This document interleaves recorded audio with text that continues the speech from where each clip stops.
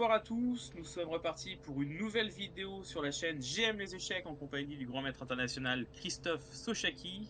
Salut Chris, ça Yo Alex, ça va? va, la forme? Ouais. Alors, ce soir, on va changer d'endroit puisque la semaine dernière, on était en Bretagne pour un tournoi très agréable, donc à Planquette, tournoi que je recommande d'ailleurs. Il J'ai pleuvait fait pas trop? plusieurs années. Comment? Il Il pleut pleuvait pas pas trop. trop, non, non, non, ça va. Et là, on part dans un endroit où normalement il ne pleut pas beaucoup, puisque c'est au Portugal et c'était à Porto, et du coup c'était en août dernier.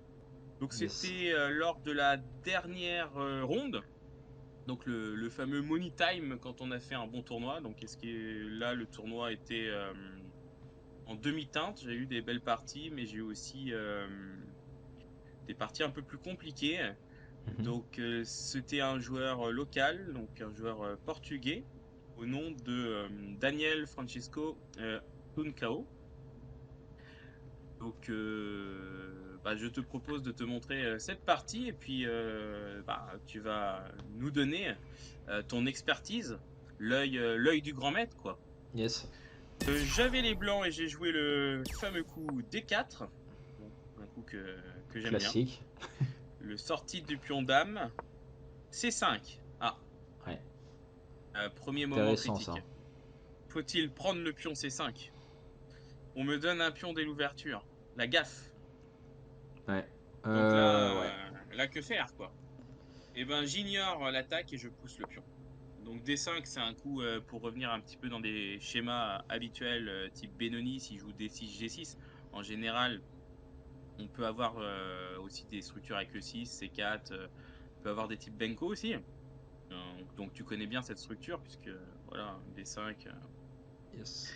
Je me souviens d'une partie qu'on avait joué ensemble, où tu avais opté pour ce schéma-là. Donc là, mon adversaire a choisi donc G6 Mhm. sur D5, E4 ou Ouais. G7. Bon, je pense que là, le pion G6, ça donne une indication sur la place du fou, hein. Si on joue G6, c'est pour mettre le fou en G7. F4. Alors honnêtement, d'ailleurs on voit la pendule puisque voilà, donc mon adversaire a joué très vite, hein, 1h29, moi 1h22. Je réfléchis déjà un petit peu sur le Ouais, coup F4 où j'aurais pu jouer. c'est le premier vrai moment critique, quoi. F4. Qu'est-ce qui t'a poussé F4 à c'est jouer pas F4? nécessaire, c'est pas nécessaire. J'étais plus dans une l'optique d'une partie un peu animée quoi. C'est la ronde du matin, dernière ronde. Après voilà, on va pas se dire au revoir avec un match nul quoi. Ok. On Des part beaux de souvenirs Porto. avant de partir, quoi. C'est ça. Alors les beaux ou les moins bons, mais en tout cas, on joue une partie animée, quoi. C'était ça un peu l'idée. Ok. Bon, après, on verra si c'est un bon choix, hein. Peut-être que c'était une erreur et qu'il fallait juste se serrer la main pour se dire bonjour, mais aussi pour proposer match nul très vite et arrêter les frais. Mais on a joué quelques coups. Mon adversaire joue D6, donc la structure type, hein. Cavalier F3, on développe une pièce si on a des ambitions de jouer E5 un jour ou l'autre. Cavalier F6, bon, on se développe et il va falloir bouger ce cavalier de toute façon pour mettre son roi en sécurité. Cavalier C3, je protège le pion E4. Roc, Ouais. ça c'était attendu. Fou E2, un coup discret. Parce que fou D3, parfois se heurte à des idées A6, B5, C4 et mon fou est pas si bien placé. En E2, il est plutôt bien finalement. Et parfois, on a aussi Mhm. des idées, juste, je vais illustrer, mais c'est pas forcément un bon coup. Des idées, par exemple, s'il joue Dame B6, petit roc, et là, hop, facile, pas facile. Je pense facile. Le fameux C4, et puis on perdrait une pièce. Donc voilà pourquoi parfois, vaut mieux mettre son fou en E2. E6, bon ben ça, on comprend. Ouais. Rock. Mhm. Et là, bon, je pense que tu connais bien cette position, en tout cas cette structure. Tu prendrais Ouais. quel camp là? Tu es plus team avoir les pièces noires ou les pièces blanches? J'évite un peu cette position des deux couleurs, mais du coup je dirais côté noir là, parce que j'aime bien. Côté noir, ok. plus Ça va, dynamique. ça va fighter, j'ai réussi à avoir une position qui va fighter, je suis assez content ouais, avec les noirs ici. Ok. Donc Rock 6 et là, il appréhende D5. Ouais. Alors selon toi, là, quel serait le coup t'as envie de jouer assez vite d'ailleurs? Bah là, on a plutôt envie de jouer E5. Parce que si on reprend D5, en fait, bah, prendre D5, c'est le coup naturel de base. Mais là, clairement, la structure, elle donne pas envie pour les blancs. On a un pion F4, on sait pas trop qu'est-ce qu'il fait là, du coup, Mhm. une fois qu'on reprend comme ça. Nos pièces, elles sont pas super. Il a une bonne case F5 pour le fou. Il aura pas de problème avec les noirs. Ok, donc 5 finalement, on sacrifie le pion D, enfin on sacrifie le pion D5 pour l'initiative quoi. Ouais. Donc en effet, c'est ce qui s'est passé dans la partie. Donc le E5, donc c'est assez typique hein, ce sacrifice central pour continuer à pousser en fait. Et là, donc, pion prend E5, le coup de mon adversaire, c'est pas forcément le coup le plus précis, mais ça reste un des coups naturels. Il y avait aussi la possibilité juste de jouer cavalier E4, et puis après, il y avait du cavalier prend D5 ou des variantes comme ça. Mais c'était une option de jouer comme ça. Mais mon adversaire a pris en E5. Bon, on peut comprendre. Pion prend E5. Et là, il a joué cavalier G4. Il s'est dit, bon, bah, le pion E5 est relativement faible. Si je prends D5, bon, bah, il va troquer le pion D5 contre le pion E5 et il restera avec un avantage matériel d'un pion. Mhm. Et en plus, son fou G7 sera libre de mouvement et puis il tapera sur une bonne diagonale. C'est pour cette raison que j'ai pas pris en D5 et que Ouais. j'ai joué un autre coup qui, selon toi, Bah, fou serait G5. lequel? Ouais. Fou G5, voilà. Yes. Donc l'idée en fait c'est que sur F6 il y avait une petite bon mon adversaire a joué dame A5 mais sur F6 l'idée c'était de prendre en F6 cavalier reprend et maintenant on avait du potentiel de cavalier prend D5. L'idée c'est que s'il prend du cavalier bah évidemment je prends la dame et s'il fait dame prend D5 j'ai le coup intermédiaire fou prend F6. Il peut pas Mhm. reprendre en F6 sinon sa dame se retrouve en prise et sur le dame prend D1 fou C4 échec. Et il est obligé de bouger son roi, hein. Sur tour F7, ça va pas bien se passer pour lui. Et Ouais. sur roi H8, j'ai le temps de prendre en G7 et de récupérer la dame derrière. Donc ça, c'était l'idée de la variante. Toute la pointe était là. Mhm. Mais mon adversaire n'a pas joué F6, il a joué dame A5. Donc là, la dame, à l'aile dame, enfin, je suis plutôt content parce que ce qui se passe, moi, ce qui m'intéresse, c'est son roi finalement. Donc la dame étant partie de l'autre côté, moi, je vais en profiter pour dire bonjour au roi, quoi. Je vais ramener du monde et puis je vais essayer de Ouais. faire de mon mieux pour terminer la partie, quoi. Bah là, il y a un gros Finalement, avantage de développement, ouais, pour les blancs. c'est ça. Et puis le KSG4, bon, il est un peu instable. Bon, il y a encore la case 5, mais faut voir. Donc sur Dame A5, j'ai pris en D5. Donc je pense que c'est un coup naturel, hein. Je récupère le pion que j'ai perdu. Et puis je peux viser la case F6. Bon, parfois j'ai du cavalier E7, ça dépend des lignes. Je peux avoir des lignes intéressantes. Mhm. Donc cavalier C6, un coup naturel pour se développer. Cavalier F6, je profite du coup de mon cavalier pour venir un petit peu embêter le roi, me rapprocher. Alors là, on voit quand même que mon adversaire a joué vite, hein. Il a 1h09 contre 33 minutes. Le réveil, il a été brutal hein, pour moi parce que bon, je réfléchis, il y a beaucoup de lignes à calculer, mais mon adversaire semble relativement confiant. Donc, faut que je fasse attention parce que voilà, on est qu'au 13e coup. Donc, j'ai réfléchi presque 1 heure et va pas falloir se louper sur le reste de la partie, quoi. Donc, roi H8, bon, ça c'est le seul coup, hein, parce que sur cavalier prend F6, pion prend F6, c'est horrible pour lui. Ouais, il y a Donc, fou prend roi F6 H8, aussi. je pense, fou prend F6, toi, Bah, t'aurais été plus. c'est Alors, fou jouable, prend F6, clairement. je peux juste peut-être reprendre et puis jouer H3 derrière, peut-être.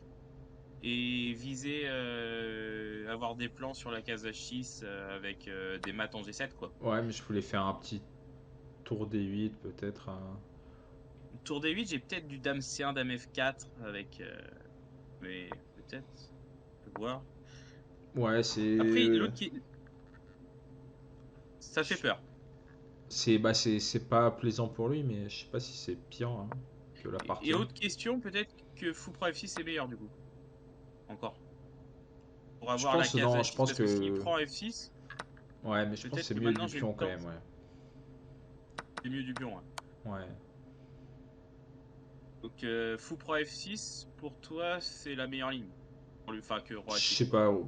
pas à voir, mais roi H8, j'ai l'impression qu'on va se prendre une attaque trop forte. Ouais. C'était l'idée. Alors, est-ce que j'ai mené à bien cette attaque? Ça, on ne sait pas, mais ok. Bah, Fou Pro F6, oui, c'était l'autre coup principal, quoi, parce que cavalier prend, puis on prend, ça se regarde pas. Et Yes. je pense que Roi H8, il a joué assez vite, ouais, 4 minutes, donc bon, c'est assez rapide comme choix. H3, bon bah, je voulais déloger ce cavalier G4, il était un peu pénible, parfois il est aussi sur des cases de fourchette, bon, donc cavalier prend E5, évidemment je sacrifie le pion E5, Ouais. cavalier prend, et là l'idée, en fait, c'est un peu géométrique, c'est viser la case H7, si j'arrive à mettre une dame en H4, il y a dame prend H7 mat. Mhm. J'avais la possibilité de mettre mes pièces sur les cases souhaitées. Donc je vais essayer de passer. Alors je peux pas passer par la case E1 parce qu'il y a la dame, j'ai pas envie d'échanger les pièces, mais je vais embêter le cavalier E5 avec dame D5. Ok. L'idée c'est qu'il n'a pas vraiment de possibilité de jouer dame C7, il peut y avoir des problèmes avec des fous F4 un jour. Donc Et, il a décidé de revenir et en pourquoi pas en C6. D6 du coup? Alors il y a une nuance en fait, tout à fait, avec dame D6, je crois qu'il y avait... Alors dame D6, il y avait une subtilité. Je pense qu'il y avait des idées avec Dame B. Il y avait C4. Voilà. L'idée, c'est Ok. que j'empêche C4 quand la dame est en D5 parce que la dame est clouée. Et Yes. l'idée, c'est qu'il menace Dame B6 et échanger les dames. Et je voulais absolument éviter cette manœuvre. Ouais. Non, c'était bien du coup. Yes. C'est pour ça que j'ai mis la dame en D5. Je voulais pas laisser Mhm. ce choix supplémentaire parce que le clouage était gênant. Du coup, cavalier C6, mais c'est du coup, bon, ça c'est un coup assez logique. Ouais. Et là, bah, du coup, selon toi, quelle est la variante la plus tranchante? Hmm. Vu que tu as parlé de la cage H4, je dirais Donc Dame là, E4. en effet, dame E4, l'idée de passer en H4. C'est pas bon. Après, parfois, on peut avoir d'autres idées, mais il y a plein, même un petit coup comme cavalier E8, non, pour viser, enlever le défenseur, mais après, il y a peut-être fou D4. Mais ok, de toute façon, dame H4, c'est évidemment le coup logique. Cavalier D4 qui est l'erreur principale de mon adversaire. Donc là, il a réfléchi un petit peu, hein. Sur le coup dame D5, il a réfléchi 20 minutes. Il s'est rendu compte que Mhm. là, c'était pas si clair comme position pour lui, que c'était difficile. Et dame E4, cavalier D4, il réfléchit encore 10 minutes et il se rend compte que voilà, après fou C4, bah, il se retrouve en difficulté finalement. Il a pas de possibilité de ramener son cavalier en F5 parce que je vais faire tour prend F5 et dame H4. Il décide de jouer fou E6. Mhm. Mais en fait, là, la partie est quasiment terminée puisque dame H4 menace mat. Il n'a pas de possibilité de prendre en F6 parce que sinon il y a fou prend et dame H6, hein, juste pour montrer. Mais il n'y a pas de cavalier F5 à cause de tour prend F5. Et on a mat en G7. Donc ici, sur un coup comme H5, qui va le coup de la partie finalement, bah, il y a tout simplement sacrifice en H5. Enfin, non, j'ai pas pris directement parce qu'il y a peut-être encore moyen de jouer roi G8. J'ai joué fou D3, solide. Et après, je menace cavalier prend H5. Et il n'a pas le temps de jouer cavalier F5 parce qu'il y a fou prend F5. Il décide de jouer C4. Et là, cavalier prend Mm. H5 semble ruiner sa position. Donc, juste pour montrer, il reste deux trois coups. Il a joué fou H6. J'ai pris en H6. Dame prend H5 et le mat en G7. Voilà, dame F6, abandon. Yep. Donc voilà, je pense que cette partie, pour une dernière ronde, la ronde du matin, avant de prendre son train, fait plaisir. Ouais. Euh, Petite donc partie là, il n'y dynamique, a pas de classement Elo c'est de bien, ouais. mon adversaire, mais tu aurais donné quel Elo pour rejouer au fameux jeu C'est qui t'es combien?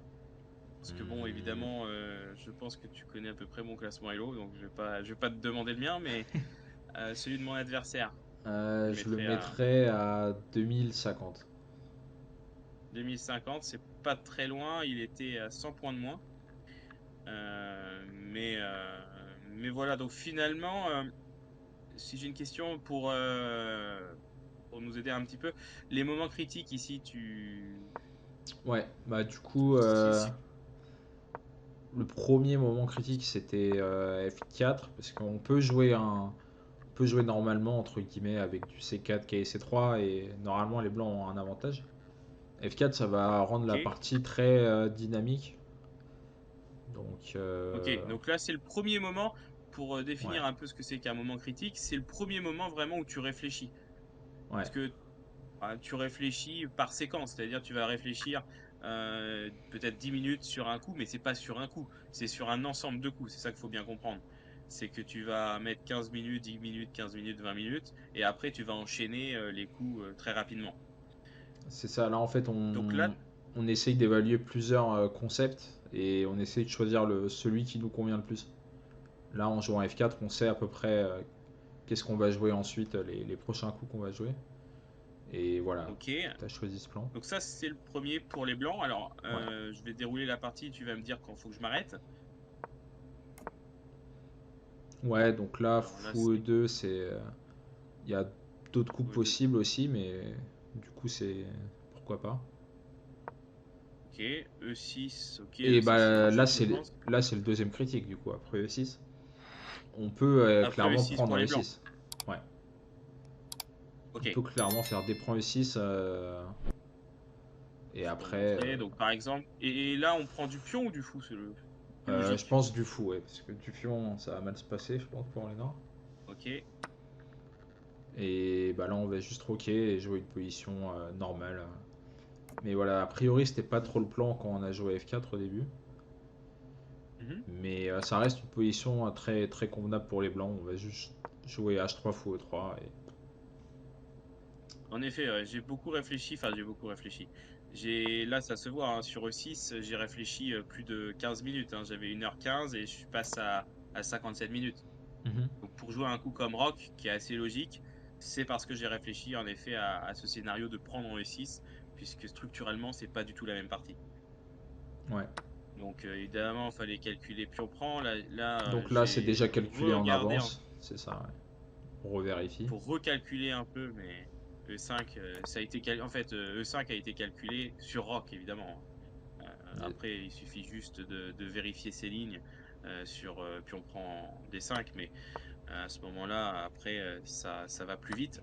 Puis on prend E5, puis on prend E5, évidemment, coup forcé. KG4, là, Donc là, fou fou G5, G5. c'était clairement le coup. Parce que quand il prend D5, ça marchait pas concrètement à cause d'une ligne. Donc c'est assez facile à C'est jouer, ça. fou G5. G5 coup forcé, donc il fallait Ouais. Dame à 5. Parce que Donc là, là, faut réfléchir un petit peu à Dame prend D5. Parce que comme ça, on garde le pion E5, mais c'est quand même pas trop l'idée de base. Là, on est prêt à le mhm. sacrifier ce pion, on veut plutôt essayer de mater. Mais ça se regarde aussi quand même. Mais Oui, je tout à suis fait. d'accord avec KD5. Ouais. Là, je l'ai joué en 1 minute ce coup parce que je l'avais évidemment envisagé déjà après, enfin, avec fou G5, Dame A5, c'était le seul coup de dame réellement disponible, hein, parce que Dame B6 se heurte et prend des sacs avec tempo. Donc, Ouais. si on regarde un coup de dame, on regarde Dame A5. Bon, Dame E8, c'est pas trop envisagé parce que la tour F8 serait enfermée. Mhm. Et F6, ça avait été calculé et on avait vu tout à l'heure que ça fonctionnait pas trop. Yep. Donc, Dame A5, K prend D5, cavalier C6. Ouais. Cavalier F6, peut-être encore un moment Ouais, critique selon toi. KIF6, c'est pas forcément le premier coup que j'aurais joué, mais il y a plein de coups jouables dans la position. C'est Ok, dur d'en choisir un, mais clairement, il me déplaît pas. ça marche. Donc là, tu l'as dit tout à l'heure, tu étais plus fou pour F6 que roi H8. Ouais. H3. Et Donc là, voilà, H3, si on a réussi à bien calculer le fait qu'on va avoir de l'attaque avec réussir à mettre la dame en H4, bah clairement, c'est le coup hein, qu'on peut jouer assez vite. Parce que ok. ça Et va forcer un donc peu oui, les là, c'est ce variantes. qui s'est passé. Il y a eu Dame D5. Donc là, on Donc, peut jouer assez en vite. effet, Ouais. tu parlais de Dame D6 tout à l'heure. Donc là, évidemment, les deux coups se regardent.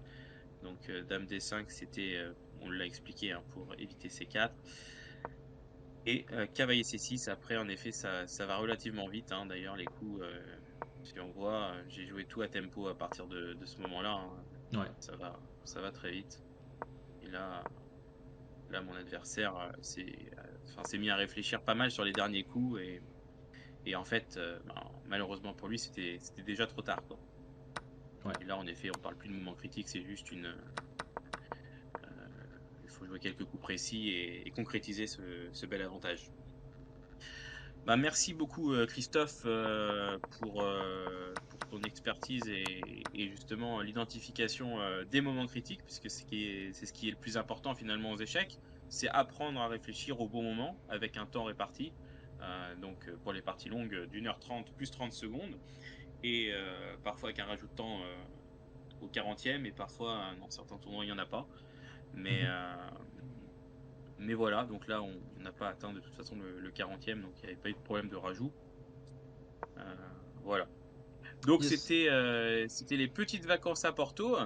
Je sais que tu auras aussi des parties à nous présenter dans des endroits aussi intéressants.